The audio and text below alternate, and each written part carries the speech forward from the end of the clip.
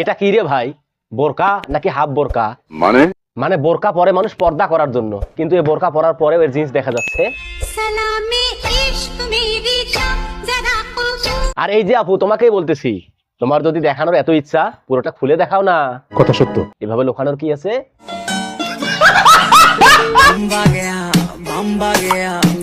ওরে বাপ রে, এটা আবার কেমন পর্দা?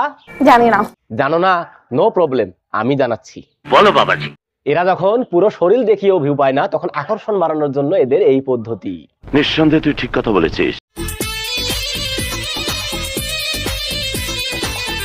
আর এ হচ্ছে আরেক পর্দাশীল মেয়ে, বলেন কি? যার কাজ হচ্ছে কক্সবাজারে হোটেল সার্ভিস দেয়া। আমি বিশ্বাস করি না। বিশ্বাস না হলে ইনবক্সে আসো, অ্যাড্রেস দিই। এরা পর্দার নামে নোংরামো করে আমাদের সমাজটাকে ধ্বংস করে দিচ্ছে।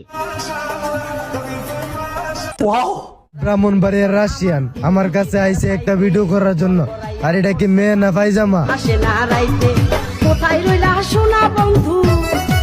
এ নাকি রাশিয়ান, তাই তো বলি বাঙালি মেয়ে এতটা নোংরা হয় কি করে? এই মায়া তো দেখতে হ্যাপি সুন্দর বেটা। আরে বাস, এ তো রাশিয়ান না, এ তো পুরোই বাঙালি।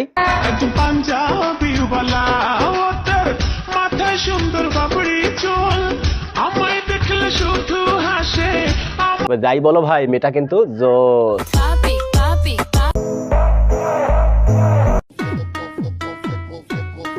এরে কিন্তু কাপড় ছাড়াই অনেক কিউট লাগে। কি বলছিস তুই? আরে ভাই রাগেন কেন? আমি তো হিজাবের কথা বলতেছিলাম।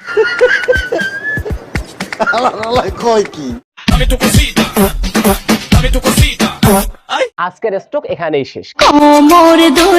কেমন লাগলো ভিডিওটা অবশ্যই কমেন্ট করে জানাবেন।